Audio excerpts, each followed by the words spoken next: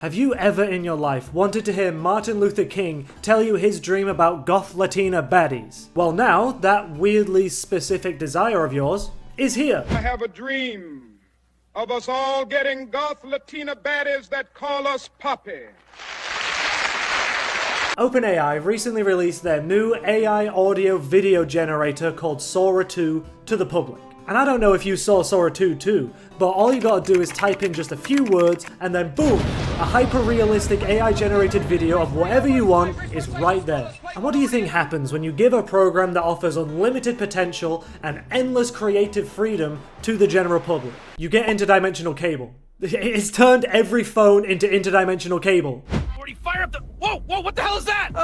It says Game Pass Ultimate's $29.99 now, Rick! 30 space bucks a month? That's extortion, Morty! That's corporate plundering with a smiling green logo! We can't even afford— Or at least that's just what my feed has turned into since this released. I never expected to see Michael Jackson working at Walmart. Right, but it expired last July. We're in October, ma'am. Can't you just, override it? I could, but then I get written up, and I like this job. Followed directly by Stephen Hawking ripping the fuck out of a half-pipe, and then John Lennon selling Yoko socks on Instagram Live. They're soft as anything, organic cotton, no nasty bits. And I'm not gonna lie, it's pretty entertaining. A lot of them, and I mean a lot, have gone in on Martin Luther King though for some reason, which is something that I never expected, but some of them are pretty funny. I have a dream. I have a I have a speen. I'm half Dean. I am the creak. No, that's not, quiet chuckling. All right, now come on. I'm not gonna sit here and act like I didn't get at least a little bit of enjoyment out of a Tupac versus Biggie WWE event, or Bob Ross versus Mr. Rogers. Mr. Rogers, neighbor, it's a beautiful day to paint this canvas with your blood. Marilyn Monroe versus JFK, Einstein versus Jesus, Bob Marley versus Prince, Jesus versus the devil, and one of my favorites, Steve Irwin versus the stingray that killed him. He's gonna fly! It is weird the amount of people I've seen being used for this type of content are just dead people. Sora 2 allows you to add cameos from a select list of people who have given permission for their likeness to be used like this. But I do find it hard to believe that Tupac, Michael Jackson, Hitler and Gollum, it is the internet. Like, of course they're gonna get Hitler involved immediately. But I doubt that most of these people being used for these cameos ever even conceived of the idea of giving permission for their likeness to be used like this. Like, I can't imagine that Kurt Cobain gave permission for his likeness to be used for an AI-generated TED Talk about shotgun safety. A shotgun's one of the simplest tools there is. But simple doesn't mean safe. Every time you pick it up, you treat it like it's loaded. Muzzle stays down, safety stays on. You keep that respect. Well, I say that, but if you can find any proof of Hitler giving permission for his likeness to be used in AI-generated content, I would love to see that, because there's just no way. But anyway, let's talk about... So like I said, Sora 2 is an AI video and audio generation software. So gone are the days of about 6 months ago, when AI generated videos couldn't have like built-in high quality sound effects that are perfectly synced up to the video. You can remix existing videos, create new ones with prompts, you can choose what style you want it to be in, so you can have it be photorealistic, or cinematic, or even different animation styles. But that one hurts, I can't lie. Like, animation studios being hit by AI, it's just like, let's make animation even more bland than what Illumination has done to the industry. But honestly, quite a lot of the anime-style animations being churned out by Sora 2 actually look pretty good. But I really don't want it to like completely replace human animation. We're not going to be getting another Miyazaki anytime soon, where like it's just the passion for animation.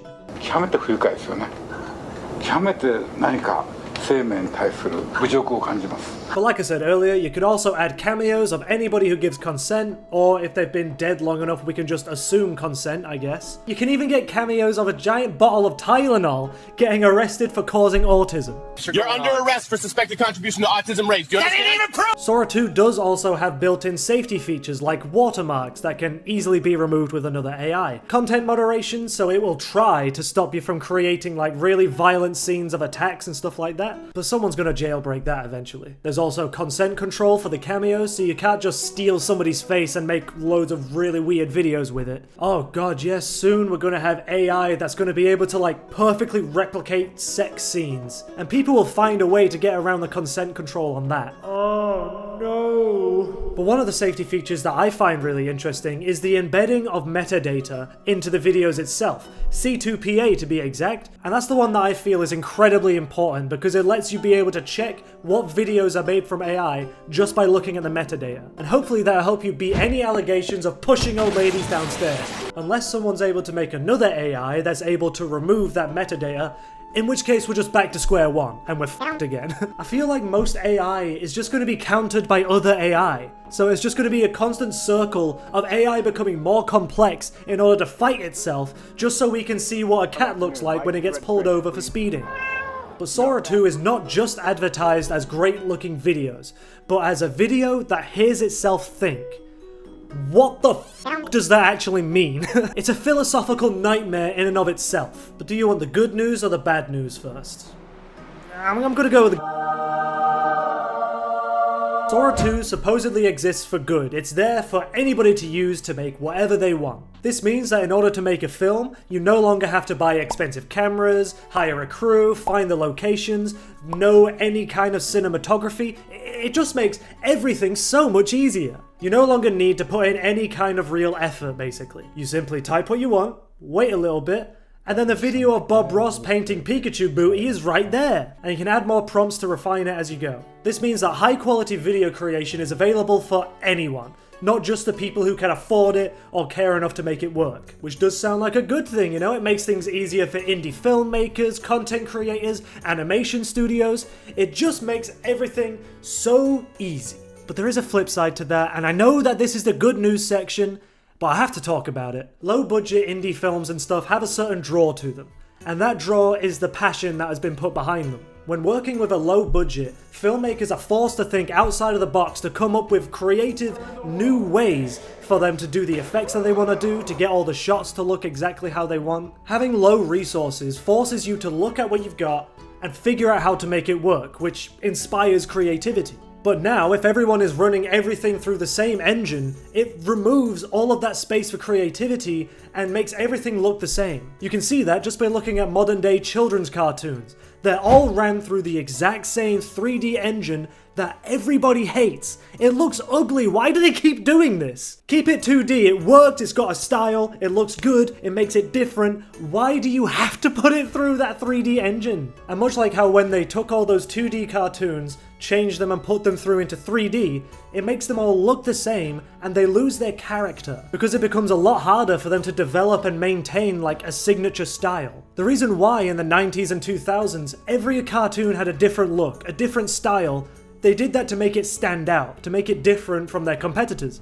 Whereas now, that's just not a thing, so everything looks the same and everybody's tired of it. And another part of all this, as a big fan of B movies, is that this technology could mean the death of movies like Zombies, Velocipasta, Frankenhooker, Troll 2, Birdemic, The Room, all movies that were made with some kind of genuine passion and are just amazing by how terrible they are. But maybe the so bad it's good genre is going to survive in some other way. It might actually be the only one that survives. I feel like a much better use of Sora 2 in terms of filmmaking would be to only use it for like storyboarding and pre-visual special effects. So check in what the best way of doing something would be before you go out and actually do it in real life. Using it as a creative prototype to help lead you onto better ideas and make the final product better, without taking out the real human nature of the filmmaking process. But are people gonna do that? We're just gonna have to wait and see. Then of course all the safety features and the metadata for helping us keep track of what's AI and what's real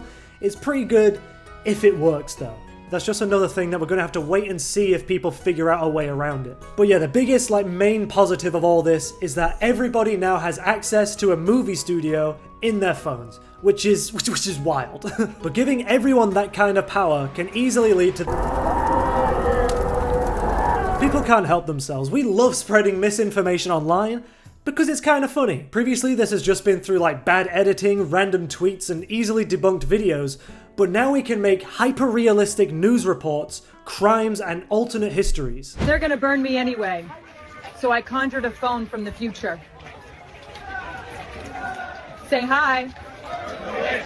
Burn the witch! Burn the witch! When Sora 2 launched, people already figured out ways of making videos of violence, hate, war, mass shootings, and news outlets have reported Sora videos depicting bomb scares and other misleading events. Like, I thought for a second that KFCs were actually starting to close down. Kentucky Fried Chicken says it will soon close all of its U.S. restaurants. I grew up on this chicken. They're already coming for our chicken! The idea of seeing is believing is quickly turning into seeing is suspicion, as whenever you see a news report now, you have to really closely watch their mouths for any slight mistakes, analyze the background and lighting for any errors. You have to study in order to confidently be able to tell AI videos apart from real videos. So let's do a quick lesson. I'm going to show you a clip. You might have already seen it before, but if you haven't, try to tell me if this is AI or not.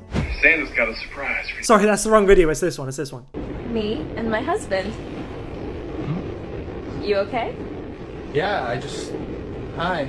Hi. So, husband? So this video is obviously AI generated, and you can tell for a few reasons. The quality is both too good and too bad. Like, it's HD, but it's also blurry. The lighting is good, but the video has these like letterboxes on the top and bottom of the screen, which means that it was probably exported in landscape format and then scaled up to fit the vertical format, and they just haven't done it properly. And who records themselves on a train in landscape to upload it vertically? Psychopaths. Or robots, apparently. You can also tell by looking at the hair, because Sora 2 is still struggling to get hair right a lot of the time. Because of the textures, it seems to pop in and out a lot. Then there's obviously the thing of just look at their faces. This man never blinks, and the way that their lips move is always a bit weird. You can apply that sort of stuff to all of these AI videos, like this one of an old lady with a bear. If you look at the textures of everything, it's always just a little bit off. At least it is for now. I'm guessing Sora 3 is going to be perfect. But with other videos, it's as easy as Bob Ross and Abraham Lincoln are both, they're dead, you know? So they can't really be playing Fortnite together. Happy little shield pod down here. I'll paint a circle around us with it. Enemy Team West, pushing the hill. But that's some of the basics of how to figure out if a video is AI generated when it comes to humans. And there's also this YouTube channel called Tiny Paws and Hugs, which is all just AI generated animal videos being posed as real, like a leopard protecting a puppy from a snake in the middle of the jungle. How do you manage to lose a puppy in the jungle? Why would you ever take a puppy to the jungle? There's lions versus orangutans, aliens? There's lions versus orangutans, There's lions versus orangutans, oh my god. There's lions versus orangutans, there's elephants versus snakes. So if you wanted to train yourself at being better at picking out AI generated videos of animals, that could be a good resource for you to go and learn just what to look out for. As much as I don't want to encourage people to go and give these people views, it's an option. And as funny as I imagine it would be to see people falling for things like this, it is just straight misinformation and an erosion of truth. I don't know why I put so much effort into making these videos, when I could just slap a bunch of random words into a video generator, lie, and get 10 million views. What the hell is even that? This, coupled with deepfakes, misusing people's likenesses, and potentially non-consensual cameos, can lead to a lot of worse things. Like AI-generated videos of you robbing banks, getting pulled over by the cops, and committing any range of crimes. This can also mean a new type of digital revenge, so like an ex-partner could AI generate a clip of you doing something really violent and release it and nobody would know the difference. A well-made AI-generated video of you could genuinely destroy your career and ruin your life. Again though, like I mentioned, Sora 2 does have these guardrails to try and make it a lot more safer, and to try and prevent people from making this prohibited content, but people will always try, and already have, found ways to push it to its limit and beyond in order to make whatever content they want. Then we have the obvious copyright infringements, like I doubt Nickelodeon gave permission for people to use SpongeBob as a Nazi or to make him stand really awkwardly outside your door. You gonna let me in? It's cold out here. 6, 7! Nor do I imagine that Jet2 Holiday gave the green light for Martin Luther King and Hitler to do an ad read for them. Nothing beats a Jet2 holiday! And right now you can save 50 pounds per person! All of this is already leading to multiple lawsuits, obviously. AI-generated videos can easily be used to further stereotypes. It also takes jobs away from a lot of people in the creative industries, since why would you pay for a movie studio when you already have access to one in your phone? OpenAI themselves have also warned us against slop, which OpenAI's CEO Sam Altman has described as a slew of repetitive, low-quality videos that can overwhelm the platform. And good God, is it overwhelming Instagram already? Instagram is my main social media app since I refuse to touch TikTok. I'd rather get the same meme a few weeks after they were relevant, please. But all of my feed and my friend's feed is just Sora 2 videos. Like endless, one after the other. Okay, I'm gonna do a quick experiment to see how long it takes me to find a Sora 2 video and how many Sora 2 videos we find within 2 minutes. Why do you like taking pictures of people's butts? I just like butts. That's not Sora 2, that's just interesting. Okay, there we go, 20 seconds. Longer than I thought.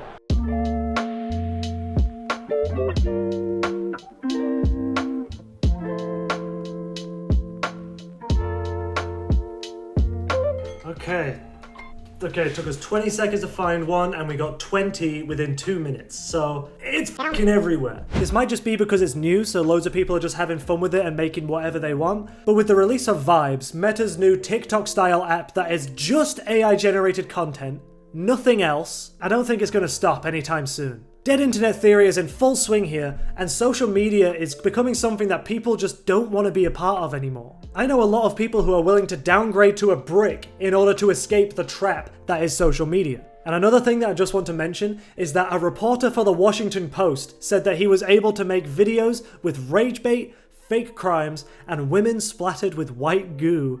Why was he testing that last one? Why is he trying to see women splattered with white goo? Oh yeah, that means that the OnlyFans adverts are just gonna get worse from now on. Somehow they're able to get worse. Just imagine being a historian in 2099, trying to figure out this time period in history. What if all the information they get is just the AI generated content? Or if they have a mix of real stuff and AI generated content, how the fuck are they gonna figure out which is real and what's not? You think God stays in heaven because he too lives in fear of what he's created?